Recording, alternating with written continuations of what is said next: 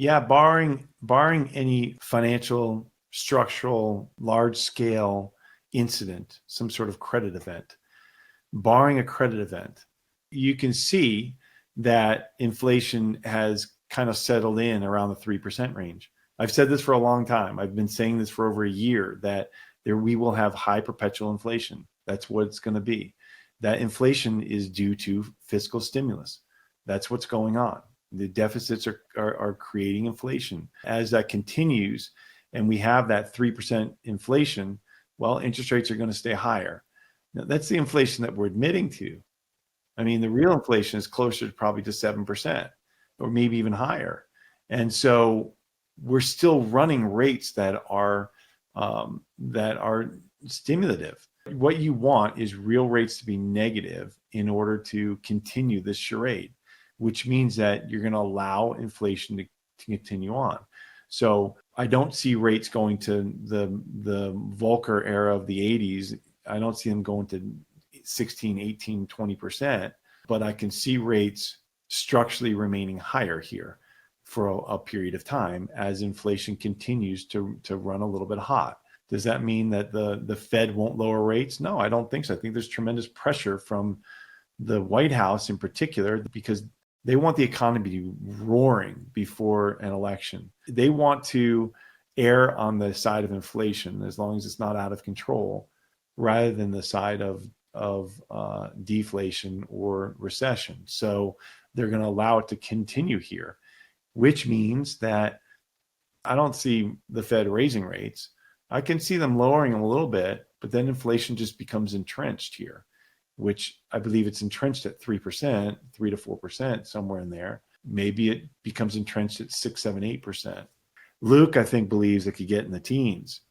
It's going to have to, though. Inflation's going to have to get up into the teens in order to keep the debt from spiraling out of control. That means allowing inflation to run hot without raising rates to the point where you're burdening the Treasury with too much interest cost. And then so that's kind of the push and pull there. I believe it takes a long time. I believe that we're on this path of just continuing to grind down other currencies and have them basically fold into ours, fold into the US dollar, while we just keep running these huge deficits and allow our interest rate the US Treasury rate is higher. The 10-year is higher than rates around the world, way higher than the Japanese, the JGBs, higher than Italy, Germany, the UK. It's higher across the board. And so that it just continues to drive money to the dollar and to the Treasury. And so this could continue for a while.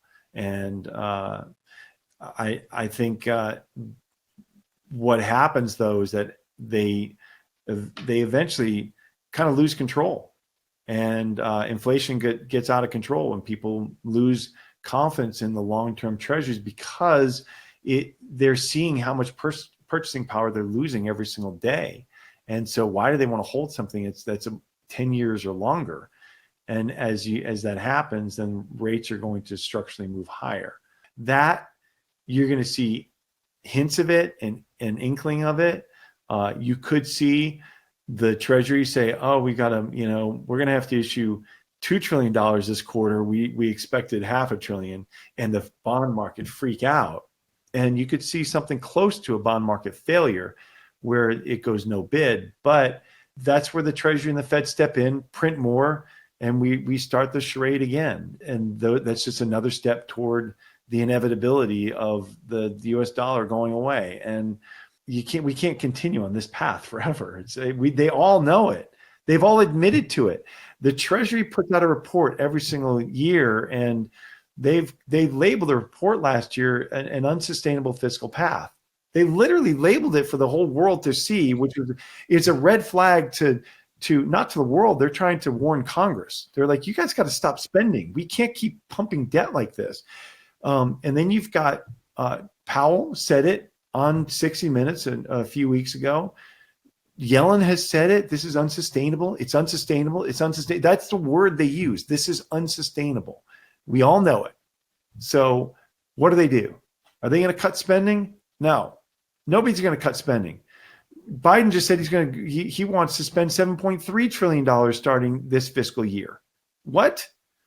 So that's okay. So it's political suicide. Nobody will do it. Everybody wants to spend money for their constituents. So you can do that. You can raise taxes, which he's talking about raising taxes on billionaires. The amount that he's talking about raising is just a drop on the bucket. It's going to take, I think it takes care of 3 days of spending each year is what he's talking about. It's ridiculous. So that's not going to, raising taxes.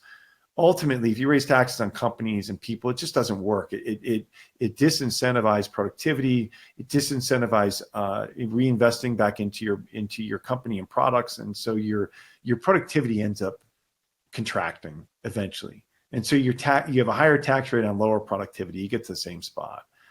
And so, or you could just keep issuing bonds, which we do. We just keep borrowing. But if you do that, you have to allow for high structural inflation, which we're also doing. And that's the path we're on. And we're just going to continue doing it until it just spirals out of control. It'd be like, whoops, helicopter blade came off and that's it. If you like that clip, then you definitely got to check out this next spicy clip. I think you're really going to like it. Come on, check it out. But if you want the full version, the full interview, check that out over here. Come on, do it. I'll see you in there.